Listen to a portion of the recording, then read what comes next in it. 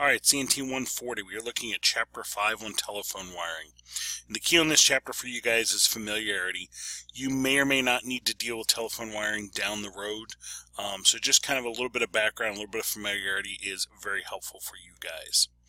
Alright, so one of the first things they talk about here is in the beginning of the chapter about residential or commercial. Residential commercial things are dealt with a little bit differently, but the requirement or the standards have developed over time that pretty much all new construction uses a star pattern. We're not using the whole phones strung in a line in parallel anymore. All the phones are connected almost like a node in an Ethernet network. Each one has their own little own home run back to the closet. So that makes things a little bit more standard. And because of that, with our structured cabling TIA 568 acceptance, that has become more the norm. In addition, FCC has required the use of Category 3 cables and star architecture or better, but at least at a minimum, trying to get everything up to some minimum level of how things are connected and done. Another development in all this is because of things like voice over IP. With voice over IP, your phone is plugged into the network almost like another node or another computer. So everything almost needs to be handled like a Ethernet connection star topology. So some things have changed over the years, and that's some of the big ones that they mentioned first. Next area they talk about is inside wiring, starting to get us the feel for inside wiring of phone. And the key here is the network interface. That's the boundary between the wiring inside a house or facility and the telecommunications network or your telecom provider. I pulled this picture for you guys to try to get you to see if we have a phone wire coming in from a provider off the pole to the side of your house and then inside the house. This picture tries to show you that dividing line there is just that. That's the dividing line between the phone network or the provider's network and your network. And that dividing line happens at the connection box on the side of the house, the network interface. That's important for two reasons. One, that is the interface between your phone system, your phone network, and the provider's phone system and provider's phone network. Secondly, that's the line of like responsibility. Their responsibility ends here, your responsibility begins here, or yours ends here at the side of the house. And that is at this telephone connection point here, this network interface. Somebody had nicely labeled all their connections on the side of their house, so I borrowed their picture so you could see. This is the telephone connection. That is where the phone provider network ends and yours begins. That's where their responsibility ends and yours begins. And it's typically at this kind of box, this network interface device box on the side of a house. That's usually where that's located. And actually, it's usually located somewhere near your electric meter. If you're dealing with a residence, that's very common for it to be located there. If you were to open that box, what you typically find is there's two doors. One is the provider network, one is yours. But the phone line comes in, and your phones in your house basically tap into this little lug here, and that's where your phones are attached to. And that even shows you a little bit of a schematic of just that too, the tip and the ring that they talk about. So the inside wiring itself, wiring depends on the type of phone, okay, and they talk about different types of termination blocks.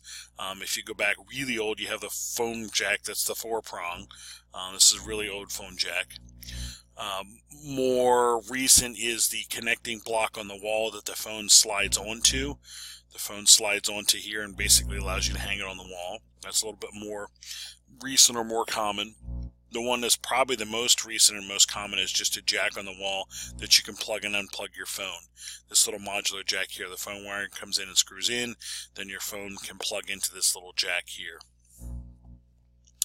They remind us with all of these that, actually the next section they talk about after these connection blocks, they remind us that all of our installation does need to meet electrical codes and also compliant with the 800 section of the electrical code on communication circuits. And they actually spell out quite a few different things here in the next area on things that should be done or should not be done. So first, they say generally our circuits should be separated from the power circuits and grounded. Yep. Okay. Our telephone lines coming in from the provider are carrying 48 volts DC. That is powering the phones. We want to make sure that we have those separate from any power circuits. And they also tell us any circuits that are run outdoors must have protectors on them. Surge protectors, lightning protectors, that sort of thing. And they go through here and talk about quite a few different things on protectors and surge arresters. Required for all aerial circuits not confined with a block. Fine within a block, a city block, if you will. They want to make sure that if there is any accidental contact with any of the power lines, they should be such that it will arrest that surge and get rid of it and not bring it into a house or facility. All these, any of the insulations and things should be grounded, and again, if we make accidental contact, that is sent to ground and not brought into the facility, along with that with lightning and so forth. So again, on the side of a house, I showed you here's the telephone connection. There's actually a surge device here, and it's showing you the ground wire is going to a ground rod in the ground. And I think I show that later in here too. I show you an example. The ground rod is really just a copper rod, usually about 5 feet long, maybe 6 feet long, driven into the ground right near your power meter and phone line. And the grounds on here and the ground from the surge arrestor are sent to that ground wire and that ground rod driven in the ground. So if you do have a lightning strike, you do have a surge, that is picked up and sent to ground and not brought into your system in your house or your business. They talk about grounding conductors must be copper, corrosion resistant, insulated, yep, must be made with approved means. They talk about different types of distances and types of rods and so forth. Okay, all right. The big line for you, or the big idea for you guys, is just this. I have a schematic here showing you here's the phone connection, here's the ground wire coming from this interface box and going to the ground rod here, and this is what it literally is. You're seeing like the top 6 inches or so. That rod is about 5-6 feet long, copper rod driven to the ground, and all these ground connections coming from cable TV as well as phone are going to that ground rod driven in the ground. Our communication conductors, they remind us we need to keep these away from our power or class 1 conductors.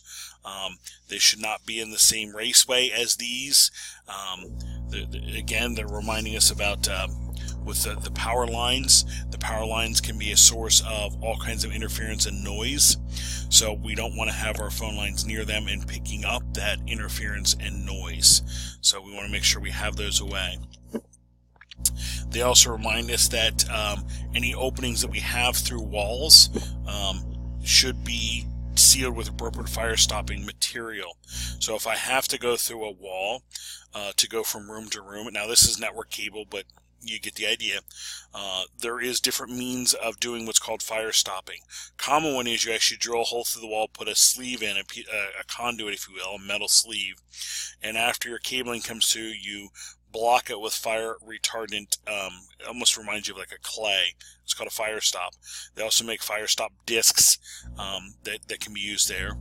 Here is examples going from floor to floor, closet to closet. Here's your metal sleeves, and after the cables go through, all those are fire stopped. And the idea is if you have a fire in the closet down here and the cable starts melting and burning, this is going to stop it from coming into this room and causing the fire to spread into this room. That's the idea. You're trying to keep it contained to a specific room or specific area. Here shows you more fire stopping here. They also make a mechanical means too. This shows a tray going through a wall and this mechanical stop. Almost reminds you of like a trap door. After the cabling goes through, there's little trap doors that come down and lightly clamp these cables. Again, stopping the fire from spreading from here over to here, if you will. They're telling us anytime we have through a wall or floor, we need to make sure we're doing appropriate fire stopping. They also remind us about plenums. Hopefully you remember this from 120. Any communication cables used in plenums or environmental air handling spaces must be listed for such use. Well, first thing we need to remember is a plenum. Any airspace above a ceiling or below a floor that is used for ventilation purposes is a plenum. And here's another picture that might show you a little bit better. If I'm using the space above the suspended ceiling or below the floor to move air through, if I have an air handler here and it's pushing warm air out through these vents and pulling cool air in through these vents, then this area up here is a plenum. If that's the case, then my cabling installed up there needs to be plenum rated, and they do make plenum rated cabling for data, phone, coax, TV, you name it. I just need to make sure I have plenum rated cabling. Now, side note, plenum rated cabling is usually about twice the price as the regular style of cable that you have. So if I have regular category 6 and I go out by plenum, it's about twice as expensive. But the idea with that is, if that is catching on fire, or if that is on fire, it's not releasing toxic fumes, and this plenum is not pushing those toxic fumes into these rooms or into other rooms or other parts of the building. That's the idea behind the plenum rated cabling. It'll still burn, it's not fire resistant, but the level of toxins coming off is very low, practically zero emissions kind of thing. So that's the idea behind that. So any cabling installed in these plenum spaces above the ceiling, below the floor, that's being used for air handling, needs to be plenum rated cabling. Alright, some of the different components we have with our wiring, our telephone wiring, is the actual telephone wire itself. Typical phone wiring, if I'm dealing with just plain old ordinary phone, is the 4-wire cable here. The black, red, green, yellow phone wire cable. That is the traditional. They remind us that, and again, actually, as we move ahead to the future, most of this is getting replaced with our unshielded twisted pair category 3 or better. That's what's going to happen over time. But they also remind us about bridges and other cross connects.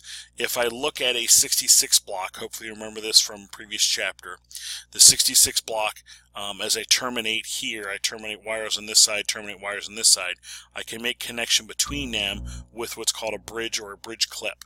And this, right now, this wire over here, if I go back here, this wire here and this wire here are not electrically connected. This wire's punched in here, and this little clip here is all one unit. This clip over here is all one unit. There's nothing between them connecting them. So I put the little bridge clip in, and now this wire on this side is connected to this wire on this side. And that allows for when you're installing cabling, I can connect or disconnect phones easily, and I don't have to punch any other wires, and I can just use the little metal clip to do that. They remind us of our modular connectors or our modular outlets. I tried to put examples here to help sort you out on what they talked about. The traditional RJ11 is actually only a 2-wire or 2-connector outlet jack, if you will. So the RJ11 is a 6-position 2 connector or 2 contact. There is actually room for 6 wires in here, but only 2 of them have the connector in. So that is a 2-wire plug, really for one phone line. Meanwhile, the RJ14 is a 6-position 4 contact, so I have 4 brass contacts here. This is a 4-wire plug designed for a 2-line phone. And last but not least, our RJ45 that we're used to for networks, that is an 8-position 8 contact. There's positions for 8 wires, and there actually is 8 contacts in here. That is for our data connection that we're used to. And now I'm going to kind of help you see what they're talking about with the phone wiring. Here's our phone wire. Here's our phone wire connected to the RJ14.